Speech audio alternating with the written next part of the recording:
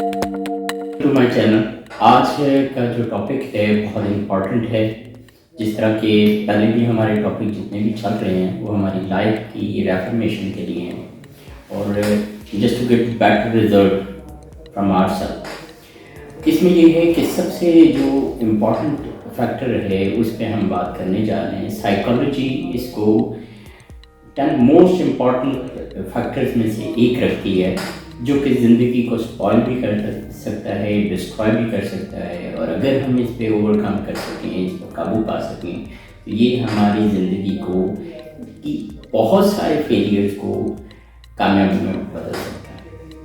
अब है क्या होता ये है कि ये खौफ एक ऐसी चीज़ है और यही इसी पे हम बात करेंगे आज।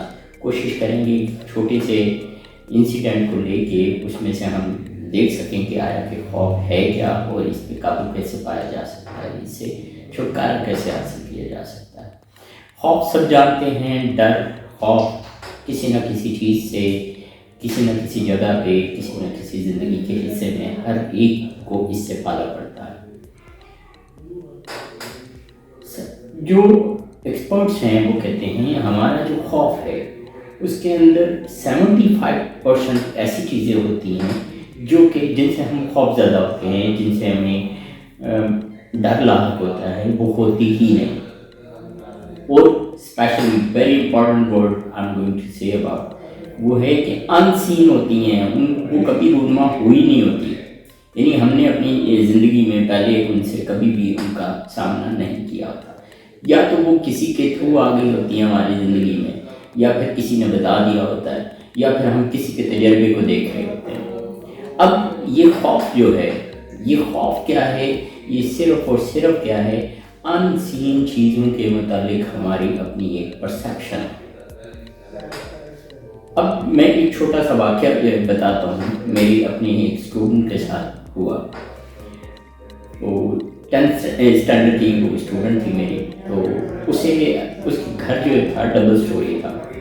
ऊपर वाला पोर्शन जो है वो उसे बहुत कम यूज़ करते थे, तो उसमें अक्सर लाइट ऑफ रहती थी। अक्सर उसे भेजना तो उससे वो पहले ही खौफज़दा हो जाना, और ज़्यादातर तो ये होता था कि वो खुद जाती ही नहीं थी, या फिर अगर जाती तो किसी न किसी को ले जाती साथ। जब मुझे पता लगा तो मैंने कहा आज एक काम करना है, थोड़ी सी हिम्मत करके, क्योंकि एक चीज़ अगर आपको खौफ में मुबतला कर चुकी है तो फिर उससे निकलने के लिए आपके अंदर थोड़ा सा करेज होना चाहिए उसको फेस करने के लिए। उसे मैंने कहा कि जहाँ जहाँ से डर लगता है ऊपर वाले पोर्शन में, उसने कहा जी एक कमरा है उसमें से बड़ा डर लगता है। अब या तो उसे पे एक अंदर किसी ने बिल्ट इन कर दिया कि ये कमरे में कुछ है, यहाँ पे कुछ ऐसा होता है कि या पे कोई भूत है, ये क्या है। बहरहाल वो उस चीज़ से डरती थी, उस कमरे से।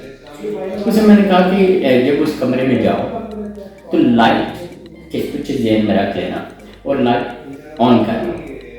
जब लाइट ऑन कर लो तो कर्टन हटा के देखो, बेड की शीट्स उठा के देखो, बेड के नीचे देखो, जहाँ जहाँ से हल्का हल्का खौफ फील होना शुरू हुए। कैबिनेट्स हैं उसमें से लगे के अंदर कुछ है तो उसे खोल के देख लो।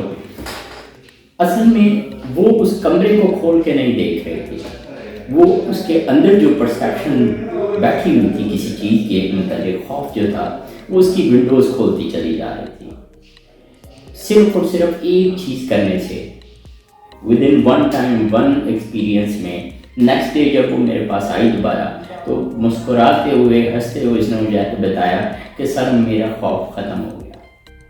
अब यहाँ पे बड़ी इंपॉर्टेंट चीज़ क्या है, हम जो खौफ में मुब्तला होते हैं किसी चीज़ के मतलब, दो ही फैक्टर हो सकते हैं। या तो इस चीज़ के मतलब हमें हमारे इल्म में कमी है, लाइल्मी है, या हमारा इल्म नाक़िस है।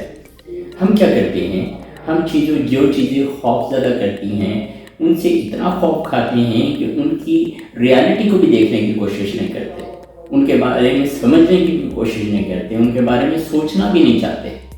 अगर हम उन चीज़ों को थोड़ा सा ओपन कर लें, थोड़ा सा उनके अंदर डीप डाउन जाके हम देख लें कि आया कि उनकी रियलिटी क्या है, आया कि ऐसी चीज़ें होती भी हैं कि नहीं। और सबसे बहुत इम्पॉर्टेंट चीज़ जो ये है وہ یہ ہے کہ ہم پیچھے تھوڑا سا بیک ہسٹری میں جائیں اور دیکھیں کہ ایسا کب سے ہونا شروع ہو گیا. وہاں پہ کوئی نہ کوئی ایسا انسیڈنٹ ضرور ہوگا. جیسے کہ ہم اکثر اپنے بچوں کو ڈراتے ہیں کہ باہر نہ جانا، شیر آ جائے گا. اگرچہ کہ باہر شیر نہیں ہوتا، مگر وہ کیا ہے، بچے ڈرے ہوتے ہیں اس سے. اور اگر آپ کسی زو میں بھی بچوں کو لے جائیں اور انہیں اشارہ کر کے دور کھڑے شیر کو کہہ دیں کہ یہ شیر ہے، تو بچہ چیخیں مارنا شروع کر دے گا.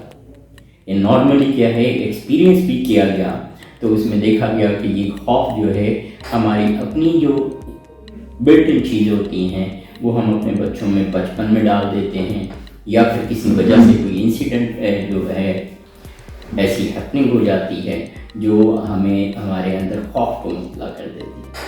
اب بہت ساری چیزیں جو ہیں، خدشے ہیں، خوف ہیں، نتائج کا خوف ہے، فیلئر کا خوف ہے، نقصان کا خوف ہے، بیماری کا خوف ہے. یہ ساری چیزیں کیسے دور ہو سکتی ہیں؟ صرف اور صرف ان کے بارے میں نالج کمپلیٹ کریں، ان کو فیس کریں، ان کو دیکھیں کہ آیا کہ وہ چیزیں جو آپ کو خوف میں مبتلا کر رہی ہیں وہ ایکچوئل میں کہاں پہ ہیں، ان کی حقیقت میں آیا کیا آپ کے اندر ہیں بھی کہ نہیں.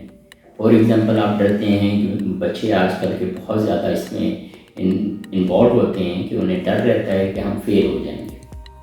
اب اس سوچ کی وجہ سے ایک تو وہ پروکاسٹینیشن میں لگ جاتے ہیں، بچے فیس نہیں کرتے چیزوں کو، کل پہ چھوڑنا چاہتے شروع کر دیتے ہیں. اس طرح کی محنت نہیں رہتی ان کی اپنی ایکٹیویٹی افیکٹ ہو جاتی ہے. اب اس جو ایکٹیویٹی افیکٹ ہوئی اس کا رزلٹ نیگیٹو آئے گا. وہ ایک دفعہ آ گیا نیگیٹو تو نیکسٹ ٹائم کے لیے بھی بچے خوف زدہ ہی رہتے ہیں. تو یہ ہے کہ جب بھی اس طرح کی کسی چیز میں مبتلا ہوتے ہیں، سب سے پہلے دیکھیں کہ آیا کہ ریئلٹی کیا ہے اس چیز کی، اس کے متعلق نالج کو کمپلیٹ کریں، دیکھیں کہ آئے کہاں سے. جب آپ، جس طرح میں نے بالکل اسٹارٹ میں کہا کہ 75% ایسی چیزیں ہیں جس میں ہم خوف میں مبتلا رہتے ہیں وہ ہوتی ہی نہیں ہیں. وہ ایک ورلڈ وائڈ سیناریو ہے جس میں آپ دیکھیں کہ بہت ساری ایسی چیزیں ہیں جن کے بعد میں خوف زدہ ہو جاتا ہے. ہارر موویز ہیں، اس کے علاوہ بھی اور بہت ساری موویز ہیں جن میں صرف یہ دکھایا جاتا ہے کہ کچھ نہ کچھ ان سین ہے، گھوسٹ ہے، اس طرح کی کوئی ایلینس بھی ہے جو کہ دنیا پہ حملہ کرتی ہے. یہ ساری چیزیں، اس طرح کی چیزیں جو ہیں وہ نیگیٹو ہوتی ہیں اور ہمیں خوف میں مبتلا کرتی ہیں. اس طرح کی چیزوں سے جان چھڑانے کے لیے صرف ایک ہی طریقہ ہے کہ اسے فیس کیا جائے اور ان کی ریالٹی کو دیکھا جائے. آپ اپنی زندگی میں خاص کر میں پیرنٹس کو یہ کہنا چاہوں گا کہ اپنے بچوں کے اندر اس طرح کا کوئی خوف پیدا نہ کریں جس کی ریالٹی نہ ہو، جس کی بیس نہ ہو. وہ خوف انہیں ساری زندگی کے لیے اپاہج بھی بنا سکتے ہیں ایکٹیویٹی کے اعتبار سے، اور انہیں فیلئر سے بھی ہمکنار کر سکتے ہیں. یہ کوشش کریں آپ اپنے اندر سے بھی، اپنے بچوں کے اندر سے بھی یہ جو چھوٹا سا ایموشن ہے جو کہ بہت خطرناک ہے، اسے ریموو کریں. اور صرف ریموو کیسے ہوگا کہ اس کو فیس کریں، اس کو اسٹڈی کریں، اس کی ریئلٹی کو دیکھیں. Thank you so much. Next time کے لیے اللہ حافظ.